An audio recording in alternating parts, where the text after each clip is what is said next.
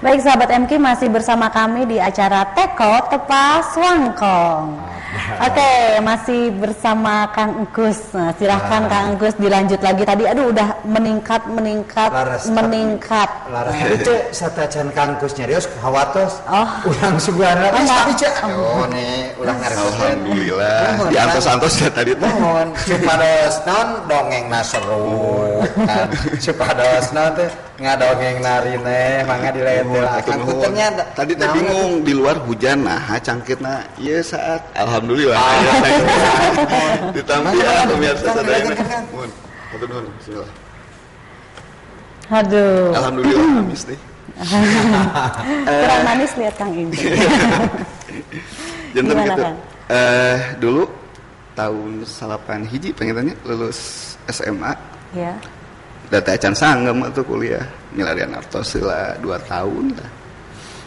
Kumargi kan kita juga harus berbagi dengan orang tua juga ya mungkin ya. Karena ada beberapa yang disupport waktu itu adik. Tapi entahlah itu bukan masalah karena itu untuk kuliah sendiri kan memang saya harus mencari uang dulu. Waktu itu mulai saya sampai dari cuci piring waktu itu belum dapat profesi yang enak waktu itu di sebuah production house ya waktu itu saya ikut salah satunya ke produksi sinetron dan lain sebagainya bingung.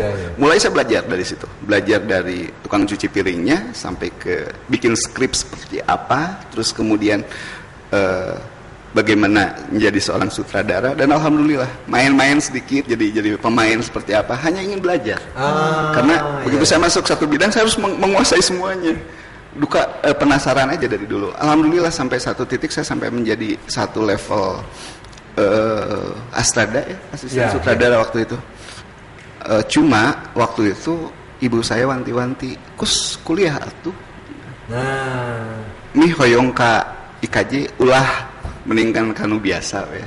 Dipikir-pikir iya. Saya harus ikut ibu juga. Kalau misalkan ikutin keinginan saya untuk saya pasti masuk ke IKJ waktu itu. Ya udah saya ikutin waktu itu. Alhamdulillah saya diterima waktu itu. Tidak masuk akal meskipun penerimaannya itu maksudnya begini. Saya memutuskan untuk kuliah itu 1 bulan sebelum pendaftaran UMPTN. Mungkin waktu itu kukeyang gitu nya. Cik Allah da abdi teh hoyong kuliah. Laras. Kumaha ya teh.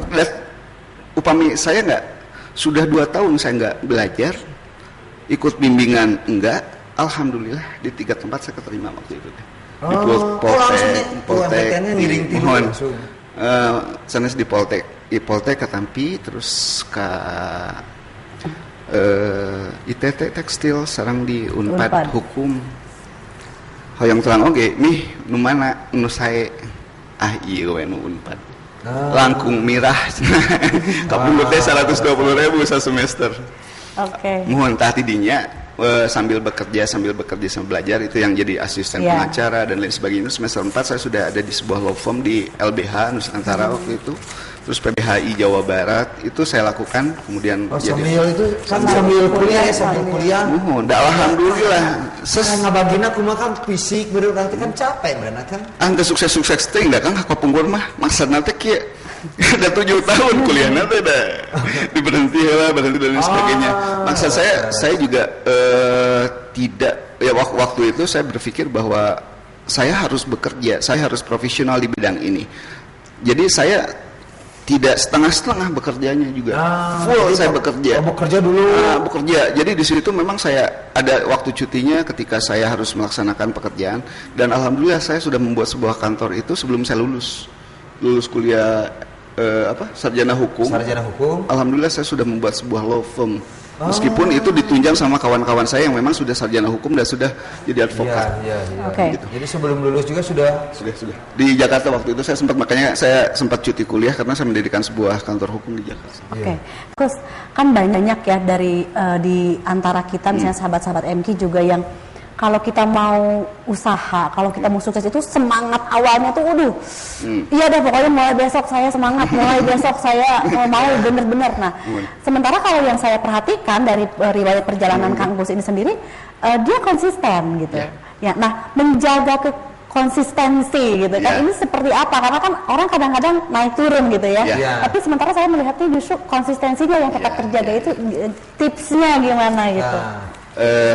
Dulu salah satu orang pintar, maksudnya pintar teh sanes paranormalnya. Paranormal ge sanes dinya. Pokoknya salah seorang orang pintar di bidang hukum ngasih tahu ke saya seperti ini.